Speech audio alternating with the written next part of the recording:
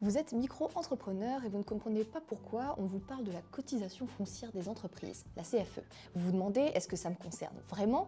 Combien vais-je devoir payer et comment je m'y prends pour la régler? Bienvenue sur la chaîne YouTube du portail Auto-entrepreneur, votre guide pratique pour créer, gérer et développer votre micro-entreprise en toute simplicité. Pour faire simple, la CFE, c'est un impôt local que vous pouvez avoir à payer en tant que micro-entrepreneur et souvent, on ne le sait pas assez tôt. D'abord, qu'est-ce que la CFE? La CFE signifie cotisation foncière des entreprises. En clair, c'est un impôt dû par les entreprises ou les personnes qui exercent une activité professionnelle non salariée. Elle est locale, c'est-à-dire que c'est votre commune ou intercommunalité qui fixe le taux ou les modalités. Si vous venez de créer votre micro-entreprise, bonne nouvelle, vous n'avez pas à payer la CFE. En tout cas pour l'année de création. Mais dès que vous passez à l'année suivante, oui, vous pouvez être redevable, et ça, même si vous travaillez à domicile. Oui, même si vous n'avez pas de local professionnel, car la règle s'applique dès lors qu'il y a une activité habituelle. Le montant, c'est là que c'est souvent la surprise, dépend de plusieurs choses. La commune, si vous avez un local ou non, de votre chiffre d'affaires, que vous avez fait avant l'année dernière, c'est-à-dire N-2, ou encore de la valeur locative du local. Donc si vous démarrez ou êtes déjà en micro-entreprise et que vous n'aviez pas prévu cette charge ou que c'est encore flou pour vous, ça peut devenir stressant pour votre trésorerie ou pour planifier votre budget. Mais si on prend un peu de recul, on peut voir des bons côtés.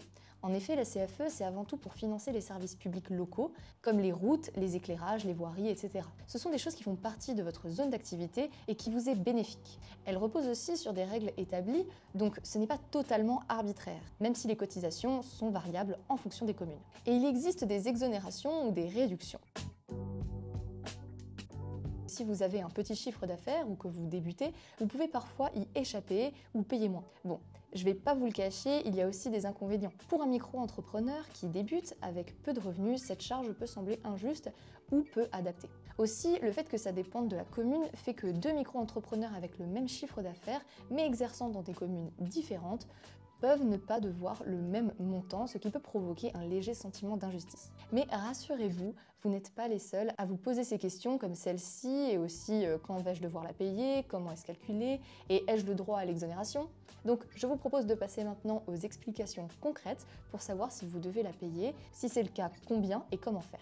Alors êtes-vous concerné? Si vous exercez une activité non salariée en France, ce qui est votre cas si vous êtes micro-entrepreneur, alors en principe oui, vous êtes concerné par la CFE, mais si vous êtes dans votre année de création, vous êtes exonéré pour cette année. Ensuite, il faut savoir que depuis 2019, il existe une exonération nationale pour les faibles chiffres d'affaires. Si vous avez réalisé moins de 5 000 € de chiffre d'affaires ou de recettes en N-2, vous êtes automatiquement exonéré de CFE. Et cela quel que soit votre lieu d'activité. Par exemple, si vous avez gagné 4 200 € en 2023, vous ne paierez pas la CFE en 2025. Il existe aussi plusieurs réductions automatiques ou temporaires de CFE que peu de micro-entrepreneurs connaissent. Comme l'année suivant celle de la création de votre micro-entreprise, vous bénéficiez d'une réduction de 50% de la base d'imposition à la CFE. Ou encore, certains métiers artisanaux peuvent aussi obtenir une réduction s'ils emploient des salariés ou s'ils travaillent principalement de leurs mains, comme les coiffeurs, les plombiers, les ébénistes, etc. Si votre activité est saisonnière, comme la location d'été ou les stands en marché, la commune peut également ajuster le montant de la CFE pour tenir compte de la durée réelle de votre activité. Bref, ne partez jamais du principe que vous devez forcément payer plein pot. Renseignez-vous toujours car ces réductions ne sont pas automatiques dans toutes les communes. Ensuite, il existe des exonérations spéciales si vous exercez dans une zone aidée, comme une ZRR, la zone de revitalisation rurale, ou encore une ZFUTE, donc une zone franche urbaine, une ZAFR, une zone d'aide à la finalité régionale, ou encore une QPV, quartier prioritaire de la politique de la ville. Ces zones ont été créées pour encourager les activités économiques locales, comme ça les micro-entrepreneurs qui s'y installent peuvent être exonérés de CFE pendant plusieurs années, tant qu'elles ne dépassent pas différents plafonds de chiffre d'affaires. Mais ce n'est pas tout. Certaines activités spécifiques peuvent aussi bénéficier d'exonérations, comme les professeurs, les indépendants, les artisans qui travaillent seuls, ou encore les exploitants agricoles. Si vous ne savez pas si votre commune fait partie d'une de ces zones, le plus simple est d'appeler votre service des impôts des entreprises, donc SIE, ou de vérifier directement sur le servicepublic.fr. Ensuite, pour comprendre comment votre CFE est calculé, vous devez comprendre que le calcul inclut le local professionnel ou non, ou le terrain que vous utilisez pour exercer votre activité. Vous avez donc besoin de connaître la valeur locative des biens immobiliers utilisés pour l'activité. Attention, la valeur locative, ce n'est pas votre loyer réel, mais une estimation faite par l'administration fiscale de ce que votre local vaudrait s'il était loué sur le marché. C'est sur cette valeur et non sur votre loyer que l'administration fiscale calcule votre CFE. Si vous n'avez pas de local et donc que vous travaillez chez vous ou chez un client, la commune peut appliquer une cotisation minimum fixée selon votre chiffre d'affaires. Vous trouverez le montant de votre cotisation minimale de CFE sur votre espace professionnel impôts.gouv.fr ou en contactant votre SIE ou votre mairie. Sachez aussi que votre taux varie selon la commune, donc si vous avez plusieurs locaux dans des villes différentes, vous pouvez vous retrouver à payer des montants potentiellement différents pour chaque local. Pour les bases minimums de CFE, elles sont fixées chaque année par la commune et se réfèrent à votre chiffre d'affaires. Plus votre chiffre d'affaires est élevé, plus la base de calcul augmente. Pour les tranches nationales de référence, si votre chiffre d'affaires est entre 1500 et 1 euro et 10 000 euros, votre base sera entre 243 et 579 euros, etc. Je vous mets ici toutes les bases. Attention, quand je dis la base, ce n'est pas le montant à payer, mais le point de départ du calcul. C'est la valeur sur laquelle l'administration fiscale applique un taux fixé par votre commune pour déterminer le montant final de votre CFE. Et pour le calcul, c'est la base multipliée par le taux. Donc imaginons que vous êtes entrepreneur installé à Paris avec un chiffre d'affaires annuel de 35 000 euros. Vous le relevez donc de la tranche de CFE correspondant aux entreprises réalisant un chiffre d'affaires entre 32 601 euros et 100 000 euros. Donc votre base sera entre 243 euros et 2433 euros. Pour Paris, la base minimale fixée par cette tranche est d'environ 571 euros, d'après le barème 2024 de la mairie de Paris. Ensuite, on applique le taux d'imposition de la commune qui est environ à 16,5% à Paris et on passe au calcul. Notre base minimale est 571 euros, notre taux d'imposition à Paris est de 16,5%, donc notre CFE est à peu près égal à 571 multiplié par 0,165, donc on arrive à 94,22 euros. À cela peuvent s'ajouter la taxe additionnelle à la CCI, donc c'est quelques euros, et une cotisation minimum, si vous avez un local professionnel par exemple. Vous pourrez donc la payer en une seule fois ou choisir la mensualisation pour étaler sur l'année suivante, ce qui est une bonne idée si vous préférez éviter un gros paiement d'un coup. N'oubliez pas que ces montants varient un peu selon la commune, mais cela vous donne un ordre d'idée pour préparer votre budget et ne pas avoir de mauvaises surprises. Vous pouvez vérifier les montants exacts appliqués dans votre ville en contactant votre SIE ou la mairie. Donc oui, organisez-vous financièrement. Dès que vous démarrez, prévoyez dans vos charges l'an prochain, je paierai probablement la CFE.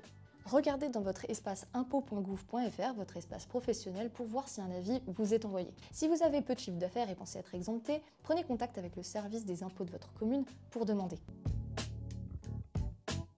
Lors de la création de votre micro-entreprise ou si vous changez de domiciliation, vous devez remplir le formulaire 1447 CSD. Dans ce formulaire, vous devrez cocher si vous travaillez à domicile, donc si vous n'avez pas de local, ou renseigner un local si vous en avez un. Par exemple, si vous exercez depuis chez vous, même un coin de table, on vous demandera 1 mètre carré minimum. Si vous changez de local ou d'adresse d'activité, pensez à le signaler rapidement à votre service des impôts des entreprises, votre SIE. Puisque la CFE dépend directement du lieu où vous exercez, donc si vous déménagez dans une autre commune, vous serez imposé dans cette nouvelle commune l'année suivante. Petit point très important, même si vous êtes exonéré la première année, vous devez quand même remplir ce formulaire. Pourquoi? Parce que c'est ce document qui permet à l'administration fiscale de savoir où vous exercez et dans quelles conditions. Sans ça, ils ne peuvent pas calculer correctement votre base d'imposition ou votre exonération. Donc même si vous ne payez rien, remplissez-la dès la création de votre entreprise ou dans les 90 jours suivant le début de votre activité. Vous pouvez le faire en ligne ou en version papier en le déposant à votre SIE et une fois que votre activité est déclarée et que vous êtes redevable de la CFE, tout se passe sur votre espace professionnel sur le site impôts.gouv.fr. Première étape, vous recevez un avis d'imposition à la CFE. C'est un document officiel disponible chaque année dans votre espace professionnel, dans la rubrique Mes services CFE. Ce qui sera indiqué, c'est le montant exact que vous devez payer, la date limite pour le règlement, qui est le 15 septembre, la commune concernée et la base de calcul, donc la valeur locative ou cotisation minimale. Vous ne recevrez pas de courrier papier à la maison, tout se fait en ligne. Et chaque année, l'avis est généralement mis en ligne fin novembre ou tout début décembre. Deuxième étape, vous devez payer la CFE. Le paiement se fait uniquement en ligne depuis votre espace professionnel. Pour payer, vous avez deux options. Vous pouvez payer directement en ligne, par carte ou par virement, mais aussi en optant pour le prélèvement automatique. Très pratique si vous voulez éviter d'oublier la date. Pour le prélèvement, vous pourrez choisir entre le prélèvement à l'échéance, donc le montant est prélevé automatiquement à la date limite, ou le prélèvement mensuel, qui est réparti sur plusieurs mois. Le paiement de la CFE doit être fait avant la date indiquée sur votre avis, donc avant le 15 décembre. Alors attention, car si vous payez après cette date limite, vous risquez une majoration de 10% et parfois même des intérêts de retard. Par exemple, si vous devez 250 € de CFE, un retard peut vous coûter 25 € de plus, juste parce que vous avez oublié de régler à temps. Donc le plus sûr, c'est d'activer le prélèvement automatique dès que possible. Comme ça, pas de surprise. Troisième étape, après le paiement, téléchargez et gardez votre avis d'imposition et votre justificatif de paiement. Pourquoi? Parce que ces documents peuvent être demandés si vous faites une demande d'exonération, si vous changez de commune ou si vous avez un contrôle fiscal.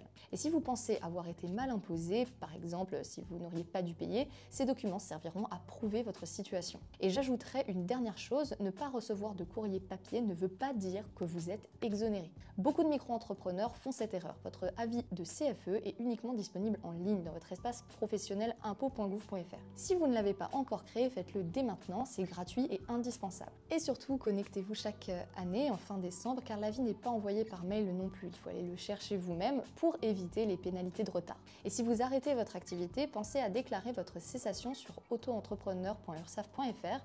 Cela permettra de mettre fin à votre obligation de CFE pour l'année suivante. Sinon, l'administration fiscale continuera de vous réclamer la cotisation comme si votre entreprise existait toujours.